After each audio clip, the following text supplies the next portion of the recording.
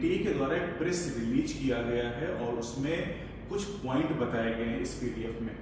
तो ये सारे पॉइंट मैं आपको हिंदी में यहाँ पर बताता हूँ। तो राष्ट्रीय परीक्षा एजेंसी नीट 2026 के संबंध में कथित अनियमितताओं को लेकर राजस्थान स्पेशल ऑपरेशंस ग्रुप द्वारा की गई कार्रवाई के संबंधित रिपोर्टों से अवगत है। उम्मीदवारों, अभिभावकों और जनता की जानकारी के लिए निम्नलिखित तथ्य प्रस्तुत किए जा रहे हैं। क्या क्या बताया गया? परीक्षा का आयोजन बताया गया कि 3 मई 2026 को परीक्षा निर्धारित कार्यक्रम के अनुसार और पूर्ण सुरक्षा प्रोटोकॉल के तहत आयोजित की गई थी। लेकिन 3 मई से पहले ही बताया जा रहा है कि पेपर लीक हो गया था। यहाँ पर 3 मई उसके बाद की बातें बताई गई हैं। प्रश्न पत्रों को जीपीएस ट्रैक्ड वाहनों में ले जाया गया जिन पर यूनिक ट्रेस करने योग्य वाटरमार्क पहचान करता थे। परीक्षा हॉल केंद्रीय नियंत्रक से एआई सहायता प्राप्त सीसीटीवी निगरानी के तहत संचालित थे। प्रत्येक उम्मीदवार का बायोमेट्रिक सत्यापन किया गया और 5G जैमर भी लगाए गए थे। परीक्षा प्रक्रिया उस दिन सभी केंद्रों पर योजना के अनुसार संपन्न हुई। ठीक है, लेकिन जो गेस्ट पेपर की बात चली जहां से 125 सवाल सीधे पूछे गए वो तो 3 मई के पहले ही लीक हो चुका था।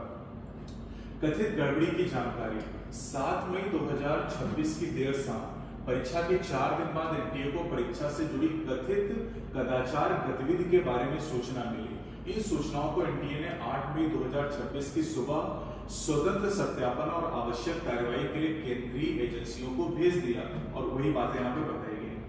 जांच की स्थिति बता रहे हैं यहाँ पर कि यह मामला वर्तमान में जांच के अधीन है और तथ्य एजेंसियों द्वारा उचित समय पर स्थापित किए जाएंगे। एनटीए जांच का पूर्ण निर्णय नहीं करेगा और ना ही इसके संभावित परिणाम की विशेषता बताएगा। यानी आगे क्या होगा एनटीए इस बारे में भी कुछ नहीं जानता है, ना ही बताएगा। और जब जांच पूरी होगी उसके बाद ही कुछ कहा जा सकता है। उम्मीदवारों के लिए क्या संदेश है? उम्मीदवारों और उनके परिवारों से अधिकांश वास्तविक अभ्यर्थियों का प्रयास और ईमानदारी संदेह के घेरे में नहीं है और इसे कम नहीं आंका जाएगा। एनटीए इस प्रकार की रिपोर्टों से होने वाली चिंता से अवगत है और हम उम्मीदवारों से अनुरोध करते हैं कि वो एजेंसियों को अपना काम पूरा करने का समय दें। कोई भी आवश्यक कदम शिक्षा मंत्रालय के परामर्श से उचित स्तर पर उठाया जाएगा। ये हेल्पलाइन नंबर यहाँ पर दिया गया है। तो फिलहाल कहानी ये है कि एनटीए ने कहा है कि जो जांच एजेंसियां भी जांच कर रही हैं उनकी जो रिपोर्ट होगी उसी के आधार पर आगे कदम उठाया जाएगा। फिलहाल रीनीट को लेके यहाँ पर कोई भी संभावना नहीं बन रही है।